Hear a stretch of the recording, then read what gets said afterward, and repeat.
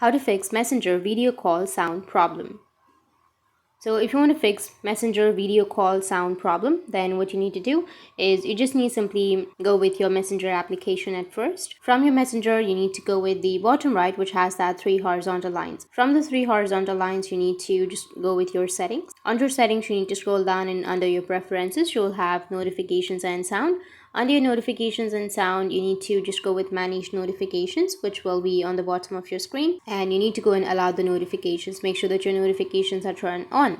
After turning on your notifications, you can go and select any default sound if you want to, or any other sound. You'll have ringtone option. You can go with ringtone and then set a ringtone. Once done, your problem might be fixed. If that doesn't fix your problem, then make sure all of the ringtone, your vibrate on ring, in-app sounds, notification previews, everything is turned on. And after turning on, now you can go back, tap and hold on to your Messenger, go with the app info. From the app info, you can go with storage and cache and clear the cache. After clearing your cache, you can go back, and this might fix your problem.